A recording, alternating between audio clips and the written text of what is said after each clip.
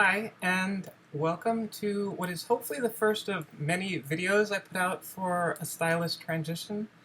Um, Today I wanted to talk a little bit about support and what that really means in the community. You hear it talked about a lot, but um, I think sometimes we lose sight of what it really means. And to do that, I'm going to go ahead and tell you a little bit about my experiences from last weekend. So, last weekend, I had the privilege of spending an amazing 4 days at the Southern Comfort Conference in Atlanta. And after leaving there, I kind of felt myself with this renewed sense of vitality and energy to kind of push forward into the next phase of my life, which for me is going full time, which is going to happen probably in a couple of weeks. I hope, given nothing terrible happens. And so I left the conference with this tremendous sort of feeling of support, and that there were so many people rooting for me, and so many people really hoping that I was going to do well.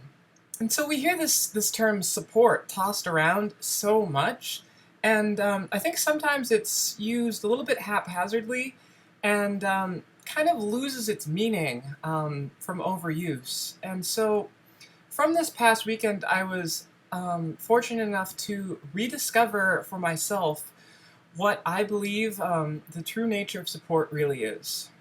So at the conference, um, each of the totally genuinely amazing people that I met had their own very unique story. However, on a fundamental level, we all kind of felt the same things. We all coped with the same difficulties. We all suffered the same losses at some point trying to find ourselves.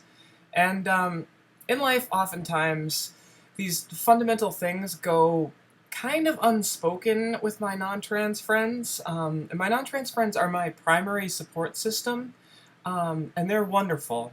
Um, they're always there to sort of bolster my courage up and show me that there's still a sense of humor and a lighter side of life, because after all, switching genders is a little bit weird and it's a lot of it silly. So, but despite all that, and despite all of their support, there are certain things that my non-trans friends will never understand at all. And I really hope they never do understand those things, because being trans is not the best thing in the world. It has its perks, but it's not something that I would wish upon my worst enemy. Um, so, for that kind of unspoken support of these issues that you can't really understand if you're not trans, we have to rely on each other. And I think truly the most supportive words a person can hear are, "I understand," and for that person to truly mean it.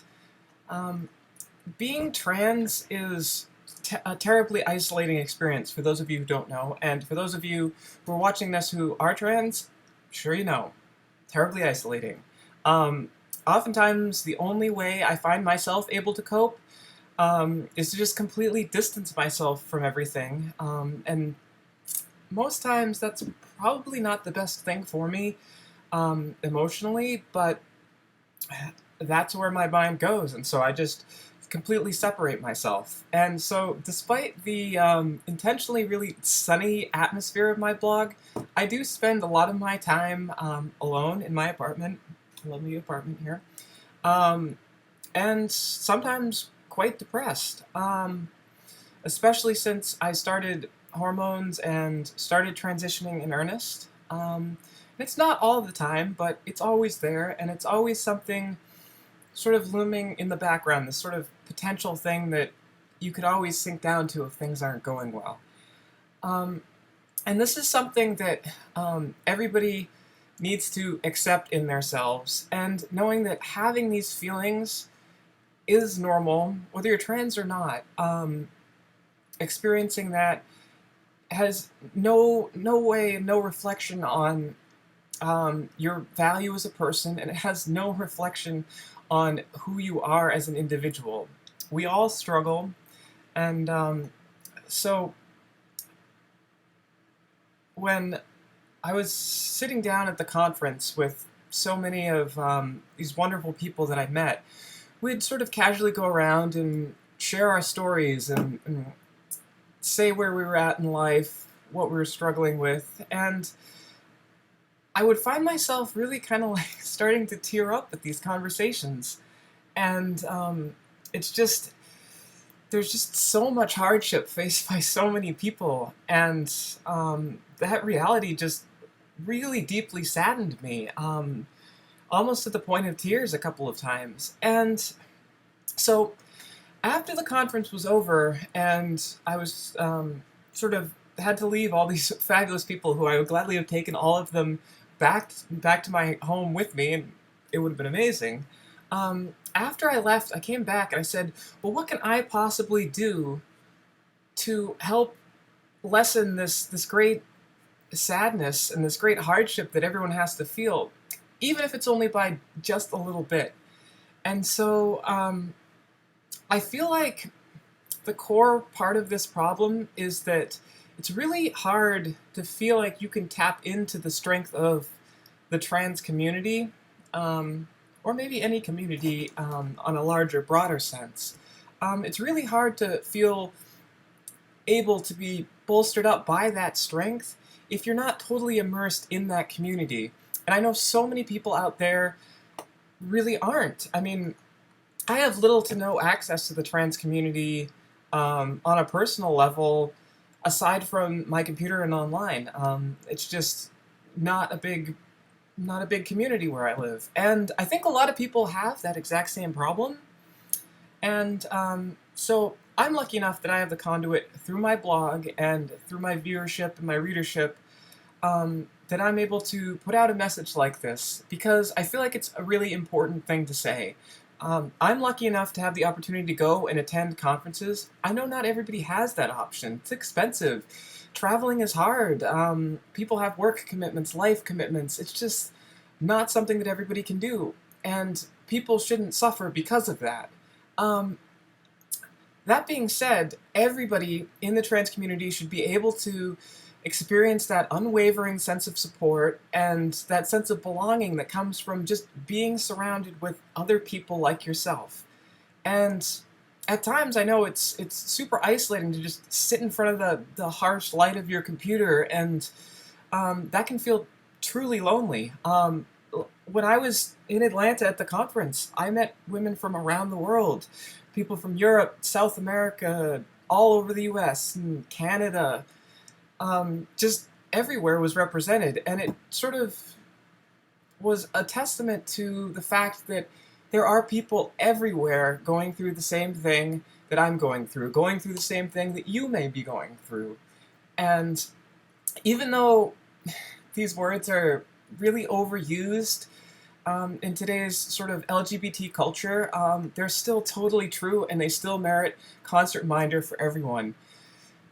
You are not alone out there. Life does get better. And there are people out there who you may have never met, and they care a tremendous deal about you. And you need to know that they are out there and that they care about you. So I'm here at this moment just telling you that I'm thinking about you specifically, not you, my readership, but you as an individual. And I understand what you're going through, and I want to remind you, because sometimes we just need a reminder of this. I want to remind you that you deserve every bit of happiness that life has to offer.